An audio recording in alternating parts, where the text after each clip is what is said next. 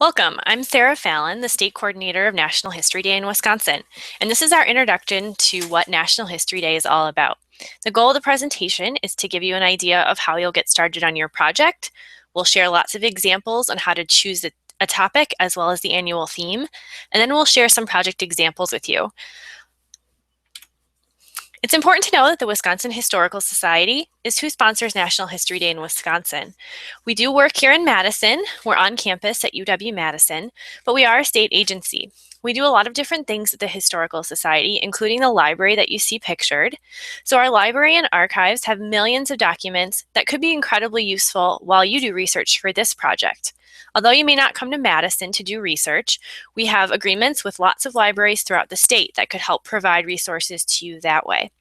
You also might know us for other things that we do. We work with all the historic sites, as you see on the map, as well as the museum on the Capitol Square. You may have gone there way back in 4th grade. National History Day is the main outreach that we do with middle and high school students. So we work with 6th through 12th grade students all across the state of Wisconsin. But what is National History Day? If you're new to the program, you might be wondering how about this process works. What we often say is that it's a lot like science fair, but with history. So it's your chance to investigate a topic of your choice, connect it to an annual theme, you'll complete research on that topic, and then you'll have a chance to create your own project, as you see with some of the students in the photos.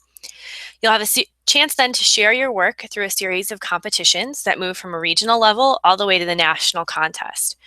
Currently, there are about 10,000 Wisconsin middle school and high school students that do National History Day, and over 500,000 in the world. There's programs in every state, as well as lots of international programs as well. So we mentioned the competitions, and we think it's important for you to know about them as you get started on this process. They are a real nice motivation for you to know that there's an opportunity to share your work outside of class. So that's what makes History Day unique. So you'll start with a school-wide competition, and this could be very formal or very informal depending on your school and your situation. Your teacher will share information with you about how they choose to do that. You may share your project in class, and it may be a full-fledged community contest. They'll give you information about what's going to work best for you. This will likely happen sometime in January or February. From there, you'll have a chance to move on to the regional competition, which, as you see, are pointed out throughout the map. This is based on your area and by county. These regional competitions happen in February and March. From there, you'll have a chance to move on to the state competition. There's over 600 students that compete at state. That happens in Madison the last week of April. And from there, we select the students who are going to have the opportunity to move on to the national contest. This happens every June, just outside of Washington, D.C. in College Park, Maryland, at the University of Maryland. So think about this as an opportunity for you to share your work outside of class, and it's certainly a great thing to put on your college application or your resume. So what are the things that you're going to get to choose from here at the beginning of the process? The first one is that you're going to have the opportunity to choose to work either by yourself or in a group. National History Day rules say you can have up to 5 people in a group, but in Wisconsin, we traditionally see groups of 2 or 3 people. Your teacher is also allowed to put their own limits on the sizes of groups that they'll allow. So follow what they say for you on that. Next, you'll have the opportunity to choose your own topic. Like I mentioned before, it does need to connect to an annual theme. And the theme that we're working with this year is exploration, encounter, exchange, and history. We'll talk more about what that means in a few minutes. It's also possible that your teacher may ask you to select a topic that fits the era of the class that you're in. But in terms of National History Day, we have no rules on the type of history that you choose or a time period of history. And then finally, you'll have your own opportunity to create a project in one of the 5 different categories that we offer. You can choose to create an exhibit, you can make a website, you could write a paper, you could do a performance, or you could choose to create a documentary. Now, I want you to realize that these 3 options are going to make History Day a project that you can really have a lot of power of choice. You're going to be able to choose to work by yourself or in a group. You're going to be able to choose your own topic, and you're also going to be able to choose the type of project that you choose to complete. That's a lot of choice for a school assignment. So I want you to realize that's a really great opportunity for you to choose something that you're interested in and excited about, and you'll have a lot of opportunity in ways that you can present that work. So I mentioned the annual theme. It is a very important part of the History Day year as it does apply to every student who's doing a project all around the world. We all work with the same theme. And the goal of the theme is not to make your life challenging. It's really to help you think a lot more critically about your topic. So the theme of exploration, encounter, exchange. Our goal is not that you will just create a list of facts about something that happened, like a book report. Instead, we want you to think, why is that significant in history? Why is it important? What's different because of that topic, right? So we really do want you to be considerate of that and to go beyond the list of facts. It's not an option. Your topic does have to connect to the theme. So it's a really important thing to consider as you're selecting your topic. Can you make it fit the theme? But I want you to be creative as well. It's really not as limiting as you might think. So we'll share a few examples of that. Also notice with this year's theme that there are those three pieces: exploration, encounter, exchange. You do not have to do all three. All right, it's not a rule that you've got to follow all three pieces of that theme. However, you'll notice that they work very well together. So if they are a part of your topic, you should certainly look at all three pieces.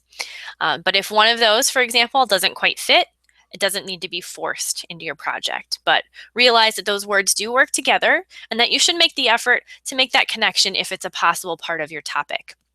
Also, don't forget that in history is a part of the theme, and it's there to remind you to make sure that you choose a topic that's old enough. Topics that are too recent are very challenging to research, and it's really hard to make an argument about why they're significant in history because they happened so recently. So really looking at something at least 20 years in the past will allow you to be much more successful. So make sure you choose a topic that's old enough for that. So how does that look in a topic, right? So exploration, encounter, exchange certainly makes you think of explorers. So we have an example of Lewis and Clark. That would certainly be a great choice for this year. Something like the Silk Road you see at the top, those could also be a great option. But think broadly. We want you to think of lots of different options. If you love science, think of something like NASA and all of the work that they've done in terms of exploration, how that information is exchanged and shared. Or you could also look at a corporation. What have they done to share information? What's their purpose? And how has that affected the world? So think beyond just individuals. It does not have to be people. You can certainly choose an organization, an event, a group of people. Think broadly about your topic selection and don't necessarily choose the very first thing you think about. So how do you choose a good topic? I think this can be the hardest part of the History Day process because you're going to get a lot of choice. But where do you begin? So we use this topic funnel to allow you to choose a more narrow and specific topic. And I think this is the number one piece of advice I have for success, is choosing a specific topic will allow you to do a much better job in your final project. So the way we use this funnel is starting at the top with the theme. You know you need to connect to exploration, encounter, exchange, and history. So start there. And then you'll see the next area is called an area of history. And by that we mean, what type of history are you interested in? What thing are you excited about? So is it music? Is it art? Is it sports? Is it the Civil War? Whatever it is, that's where you should start. So think about your interests and put that information right there. So for us, we wanted to give you a good example that talks about explorers that we're familiar with. So we thought about the New World as that area of history. And the topic that we selected was Christopher Columbus. Again, he's a topic that many of us are familiar with. So we wanted to choose something that you could think about in terms of how that relates to the theme. So he certainly was exploring. He encountered other groups of people, and that exchange of information and what he learned from that and how that changed society would certainly be something that fits well with the theme. However, if I were to do research here at the Wisconsin Historical Society, where we have a major collection of North American history, I would probably be overwhelmed if I started my process looking at everything Christopher Columbus did. That's too much information for me to process, and I don't necessarily know what I'm trying to get towards. So if you're thinking about a topic that's very, very broad, like World War II, that's probably too much for you to look at in the scope of this project. So you want to make it a little bit more specific. I promise you that this step will allow you to be much more successful in your project and will not make your job harder. So keep that in mind. So we took the topic of Christopher Columbus and we thought, well, what if we just focus on how he interacted with Native Americans? That would be a good way for us to narrow down everything that he did. That gives me a good opportunity to start my research, and it helps me know what my final project is going to look like. If you don't know your narrow topic right away, that's okay. You may need to learn a little bit more about your topic first. So once you do some reading on that general topic, remember to work your way towards this more specific and narrow topic so that you'll have a stronger project when you're actually working on that. So again, brainstorm. Think about some time to make sure that you select a topic that you're interested in. This is my best piece of advice to ensure that you have a good History Day year. Choose a topic that's interesting to you. Make sure that you've selected something that you want to read about that will keep you engaged. This is not a project that you're going to finish in one weekend, so make sure that you really consider what you're going to be interested in for quite some time. So these are just some areas of history to think about. Again, it doesn't necessarily have to just be in your textbook to be a great topic. So if you really love something like women's history or literature, or you love government or court cases or politics, those are all places that we can think of great possible topics. So do some brainstorming, make lots of lists, and think of lots of possible topics to help get you to a point where you know you're working with something that you really enjoy. So once you've selected that topic, it's time to start doing your research. And this is a big part of what National History Day is all about. So all of this research will come together in a couple of different ways. First, you'll be looking at a variety of sources, primary and secondary. If you're not familiar with this, primary sources are those that happen at the same time as your topic. Things like newspaper articles, diaries, letters, speeches that people gave. Those are all great examples of a primary source. Secondary sources are those things that are more general or are not from the time period. So think about your textbook, many websites, general articles or encyclopedias that you read. Those are all things that are secondary sources. Both of them are incredibly important for you to understand your full topic. All of your resources then will go into your bibliography. For National History Day, this is an annotated bibliography. And all that means is that after each of your entries where you'll show what resources you use, there's a short description of how you use that resource. So what was useful about it and what did you learn from it? This is just a sentence or two, so don't worry about creating those annotations. Also remember to balance your sources. There's lots of amazing research to be done online, more and more every year, but don't forget to actually look at things like books and newspapers too. So this is a good way to show that you've looked at a wide variety of sources.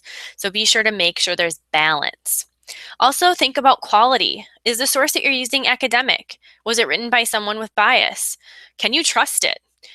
Remember this as a fact because the National History Day process is very much focused on your research.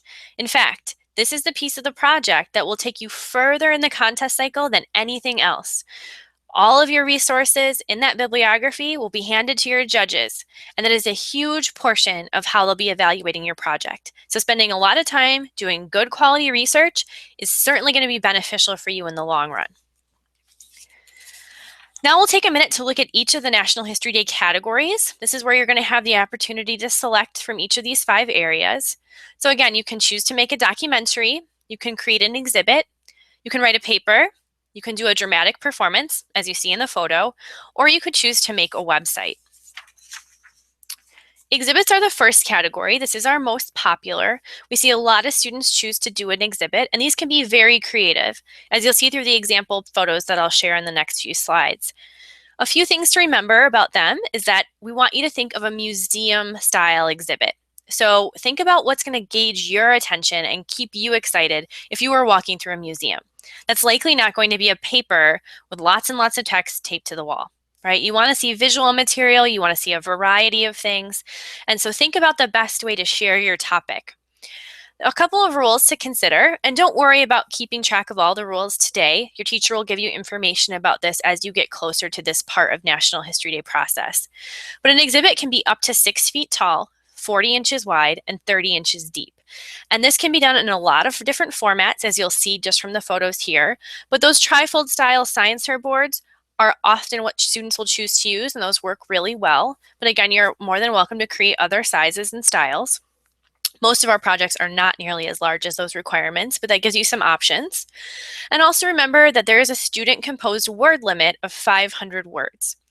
This is not there to make your life difficult, although 500 words is not nearly as much as you might think.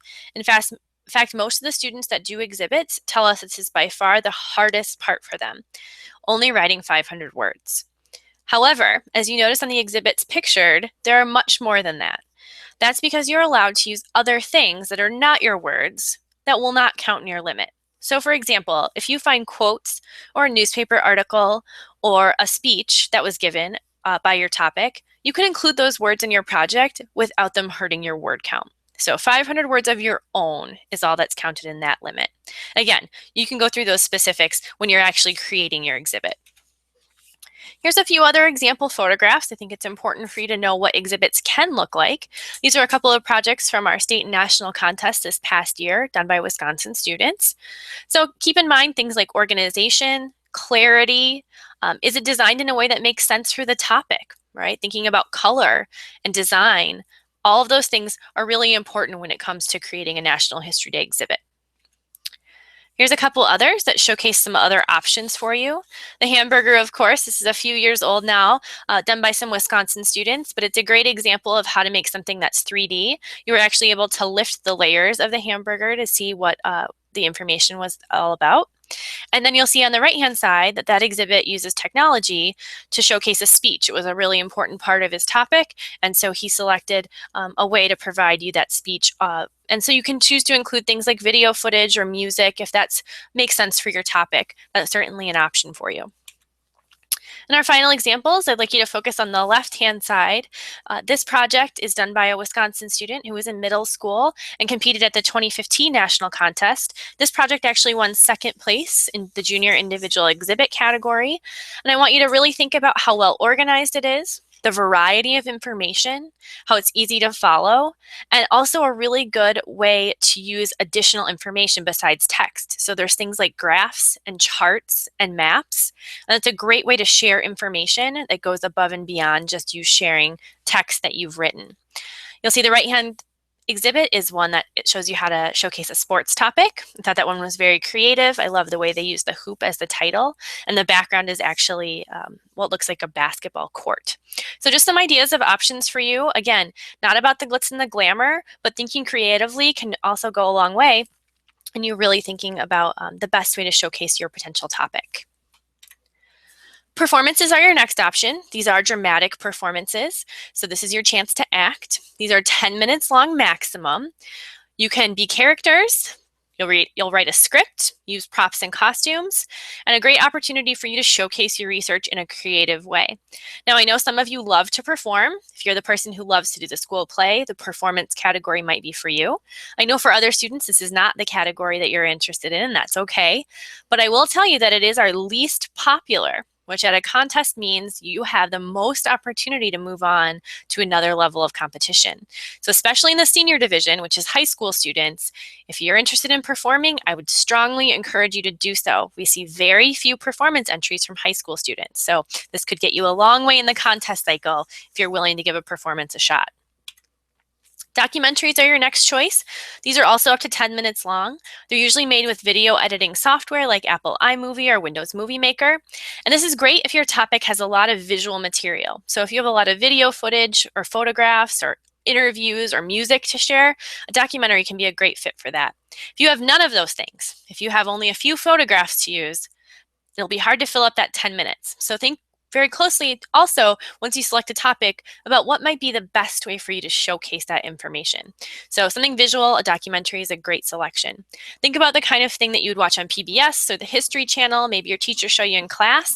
That's what we're talking about here, a variety of visual information with your narration over the top. Research papers are your next choice. This is the only category where you have to work alone. All of the others, you have the option of working in a group or by yourself. 1,500 to 2,500 words is your limit here. But again, you're doing a lot of research. Don't worry about that length. You'll certainly know enough about your topic to be able to write that much. The student in the photograph actually won first place at the national contest this past summer for her research paper. So we have a lot of great example papers that we can share with you as well if you're interested in writing a paper. Websites are your last choice, and this is our second most popular category. We provide you everything that you need to create a website. So there's an online website tool that you get through nhd.org. This is free to use, and all you need is internet access. So you can work on this in a wide variety of places. And it's a great opportunity to showcase a mixture of information. So you have up to 1,200 words here, so you can write a little more. and you have up to 100 megabytes. So you have a lot of opportunity to include photographs, video footage, documents. It's a nice mixture of all those different types of information. Also remember that this shouldn't just be a paper on the web. It should be interactive. So think about options to share that information. You'll see in the screenshot on the left that this one has a wide variety of things. They have a lot of photographs to use. They had a lot of documents to use. And so the website was a really good fit for them to be able to do that. What are we looking for? This is the exact criteria that you'd be judged on at any level of History Day competition. So 60% of it is historical quality. By that we mean the research that you've done. Do you understand that information? Is it accurate? This is why that bibliography goes such a long way in terms of the contest, because 60% of your evaluation is the history. 20% is your relation to the theme. So how well do you talk about exploration, encounter, exchange in your project itself? Make sure that's really a part of the work that you've done. And then 20% is clarity of presentation. So that we mean organization, spelling, grammar. Really think about those things. It might seem like you need to have a glitzy project to win, but I can assure you that that's not the case. Focus on clarity, organization, and that's a really important part of what your project looks like.